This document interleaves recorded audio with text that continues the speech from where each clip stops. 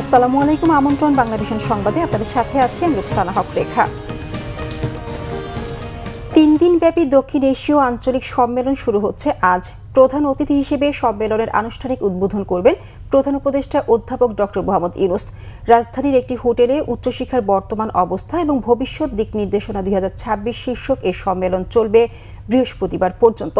সম্মেলনে যুক্তরাজ্য, মালদ্বীপ, মালয়েশিয়া, নেপাল, পাকিস্তান, শ্রীলঙ্কা সহ বিশ্বের বিভিন্ন দেশ এবং বিশ্বব্যাংকের প্রতিনিধি সহ মোট 30 জন আন্তর্জাতিক প্রতিনিধি অংশগ্রহণ করবেন।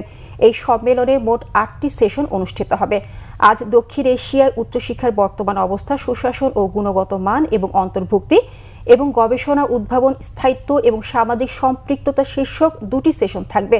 দ্বিতীয় দিনের আলোচনায় গুরুত্ব পাবে কৃত্রিম বুদ্ধিমত্তা সমন্বয়, ডিজিটাল রূপান্তর এবং স্মার্ট লার্নিং এবং উচ্চশিক্ষা রূপান্তরে অংশীজনদের সংলাপ। বৃহস্পতিবার শেষ দিনে উচ্চশিক্ষায় জেন্ডার ইস্যু নিয়ে আলোচনা শেষে ঢাকা হায়ার এডুকেশন ডিক্লারেশন বা ঢাকা ঘোষণার মাধ্যমে সম্মেলনের সমাপ্তি ঘটবে।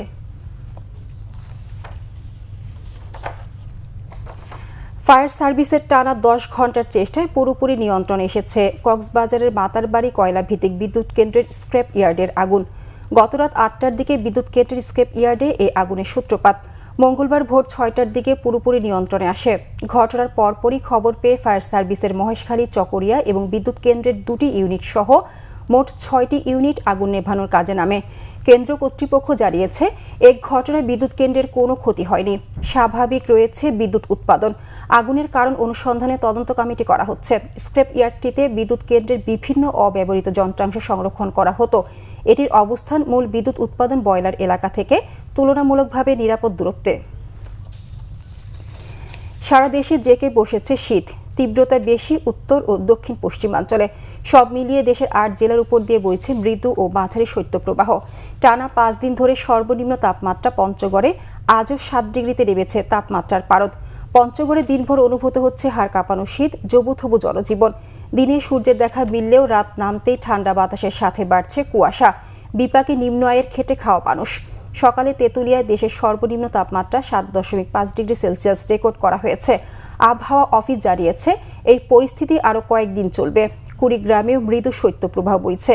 হিমেল বাতাসের সঙ্গে কনকনে ঠান্ডায় কাহিল জনজীবন। জরুরি কাজ ছাড়া ঘরের বাইরে বের হচ্ছেন না কেউ। হাসপাতালগুলোতে বেড়েছে শীতজনিত রোগীর সংখ্যা, যাদের বেশিরভাগই বয়স্ক ও শিশু। এই ছিল এখনকার মতো। পরের সংবাদ বেলা 12টায় দেখার আমন্ত্রণ রইল।